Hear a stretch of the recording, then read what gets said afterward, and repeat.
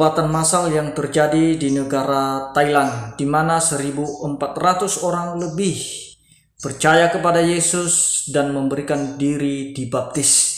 Mereka semua adalah orang-orang yang merindukan dan haus akan kebenaran firman Tuhan. Mereka menyadari bahwa mereka tidak dapat menyelamatkan diri sendiri, melainkan hanya dengan caranya Tuhan melalui pengorbanan Yesus Kristus. Dan ada beberapa orang hamba Tuhan yang melayani orang-orang yang ada pada saat itu, di mana cukup luar biasa pembaptisan yang dilayani oleh hamba-hamba Tuhan.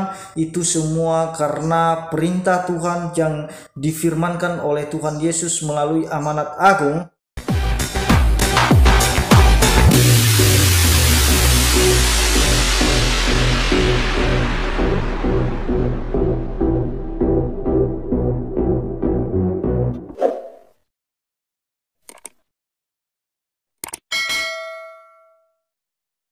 Salam teman-teman sekalian, berjumpa kembali dengan saya Arif Gule di channel TV Laskar Kristus ini. Ini channelnya kita bersama. Jangan lupa dukung dengan cara subscribe, like, dan komen, serta share video-video daripada channel ini.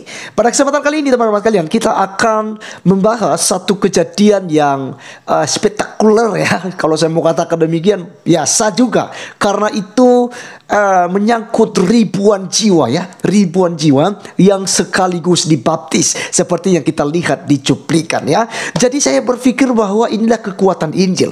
Kalau dalam Roma 1 ayat 16 berkata, Injil adalah kekuatan Allah yang menyelamatkan setiap orang yang percaya, pertama-tama orang Yahudi tetapi juga orang Yunani dan kita semua ya. Maka Bapak Ibu sekalian, kita bersyukur di mana hari-hari ini ya, akhir-akhir ini banyak sekali orang yang memeluk agama Kristen karena mereka tahu bahwa mereka tidak akan bisa masuk surga kalau tidak melalui Tuhan Yesus Kristus. Sebab kita orang berdosa, maka kita tidak mungkin menguduskan diri kita sendiri, maka harus ada yang menguduskan kita ya. Maka kali ini kita menonton videonya. Saya diberkati, saya percaya kita semua diberkati. Berikut videonya. Kebakaran massal yang terjadi di negara Thailand, di mana 1.400 orang lebih percaya kepada Yesus dan memberikan diri dibaptis. Mereka semua adalah orang-orang yang merindukan dan haus akan kebenaran firman Tuhan. Mereka menyadari bahwa mereka tidak dapat menyelamatkan diri sendiri, melainkan hanya dengan caranya Tuhan melalui pengorbanan Yesus Kristus. Dan ada beberapa orang hamba Tuhan yang melayani orang-orang yang ada pada saat itu, di mana cukup luar biasa pembaptisan yang dilayani oleh hamba-hamba Tuhan. Itu semua karena perintah Tuhan yang difirmankan oleh Tuhan Yesus melalui amanat agung, di mana di sana berkata, dan ke-11 murid itu berangkat ke Galilea, ke bukit yang telah ditunjukkan Yesus kepada mereka. Ketika melihat dia, mereka menyembahnya. Tetapi beberapa orang ragu-ragu mendekati mereka dan berkata, "Kepadaku telah diberikan segala kuasa di sorga dan di bumi. Karena itu pergilah, jadikanlah semua bangsa muridku, dan baptislah mereka dalam nama Bapa dan Anak dan Roh Kudus. Dan ajarlah mereka melakukan segala sesuatu yang telah kuperintahkan kepadamu. Dan ketahuilah, aku menyertai kamu senantiasa sampai kepada akhir zaman." Dan itulah yang tergenapi di dalam kehidupan orang-orang percaya yang ada di negara Thailand, di mana mereka memberi diri dibaptis dan mereka diajarkan segala sesuatu seperti apa yang Tuhan Yesus ajarkan kepada murid-muridnya, karena semuanya itu merupakan materai atau merupakan pengesahan di mana mereka sah menjadi warga kerajaan Allah, dan keselamatan tidak ada di dalam siapapun juga selain di dalam Dia. Sebab di bawah kolong langit ini tidak ada nama lain yang diberikan kepada manusia yang olehnya kita dapat diselamatkan, kecuali hanya di dalam nama Yesus saja. Oleh karena itu, mari kita tetap mendukung saudara-saudara kita yang ada di negara Thailand. Kiranya mereka menjadi pengikut-pengikut Kristus yang setia, dan mereka menjadi orang-orang yang siap untuk bersaksi kepada banyak orang, sehingga banyak jiwa-jiwa yang diselamatkan melalui kesaksian-kesaksian mereka dimanapun mereka berada, baik itu dalam keluarga mereka, baik itu di mana mereka bekerja, maupun di sekitar lingkungan mereka berada. Dan kita percaya bahwa tidak ada satupun yang membatasi kuasa Tuhan. Kita percaya bahwa Roh Kudus tercurah atas mereka yang melakukan pemberitaan. Wow, hebat sekali teman-teman sekalian. Saya yakin ketika Ustadz Agustan melihat ini, pasti dia manas ya. Pasti dia nggak terima hal ini. Oh, rekayasa.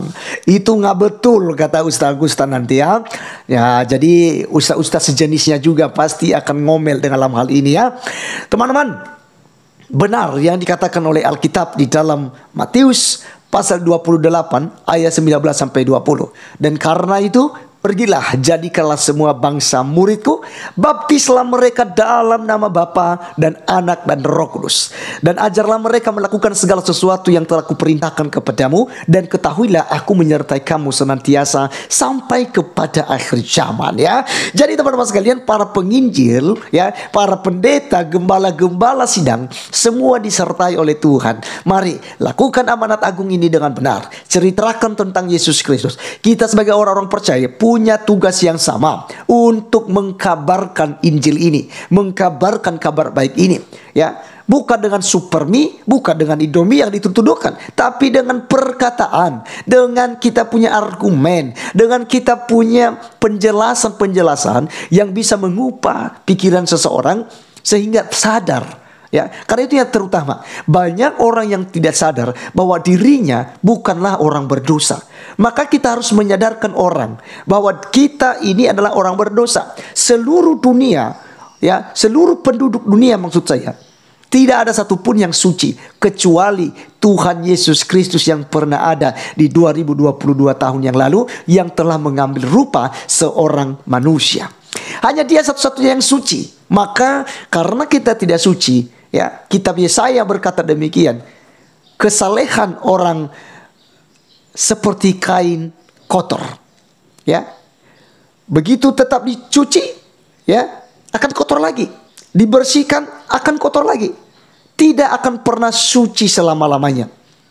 Itu sebabnya berulang-ulang dilakukan yang namanya kurban penghapus salah, kurban penghapus dosa. Ada kurban ini, ada kurban itu, dan itu semua hanyalah bayangan. Akhirnya Tuhan sendiri yang menggenapi itu melalui kematian Tuhan Yesus Kristus di atas kayu salib. Itu sebabnya Dia dikatakan, lihat anak domba Allah. Ya, kenapa Dia sebagai anak domba? Anak domba diapakan? Untuk disembelih dan dipersembahkan untuk penghapusan dosa.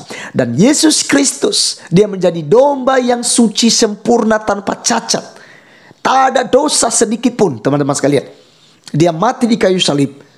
Makanya di Yesaya 53 jelas dikatakan bahwa di sana penyakitmu lah yang ditanggungnya, dosamu lah, ganjaran yang mendatangkan keselamatan bagi kita. Dia mati dalam keadaan sebagai manusia dalam 1 Petrus 3 ayat 18. Dia mati dalam keadaan sebagai manusia tetapi dibangkitkan menurut roh. Ya, Dia mati sekali untuk dosa-dosa kita. Dia yang benar bagi orang-orang yang tidak benar. Dia disalib mati, tetapi bangkit pada hari yang ketiga. Semua kita bisa bantah tentang fitnahan yang ada di luar sana, bahwa Yesus tidak disalib tetapi diserupakan. Yesus tidak mati tapi diangkat ke langit.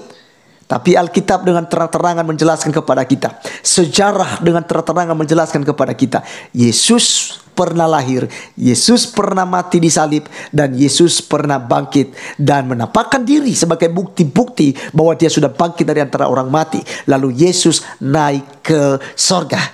Ingat, Yesus Kristus akan datang kembali bukan lagi untuk menjadi kurban, tetapi untuk membalas kejahatan umat manusia. Yang sudah percaya kepadanya, Dia akan angkat. Kita akan diangkat ke sorga. Maka yang tidak percaya akan tinggal, akan mengalami masa kesukaran besar, di mana orang-orang Kristen di sana nanti akan disiksa, akan dihakimi dan diadili. Ya, Tetapi kita yang percaya pada Yesus Kristus, kita diangkat ke sorga. Dan kita bersama-sama dengan Tuhan Yesus Kristus untuk selama-lamanya. Jadi teman-teman sekalian, ya, sekian video kali ini. Biarlah video yang dimana ada ribuan jiwa orang-orang Thailand yang sudah percaya kepada Tuhan Yesus Kristus boleh menjadi berkat buat kita. Dan kita doakan terus, biarlah banyak jiwa-jiwa yang memberi diri dibaptis dan diselamatkan. Terima kasih, saya Arif Gule undur diri. Sampai ketemu di video saya selanjutnya. Tuhan Yesus memberkati kita. Salam.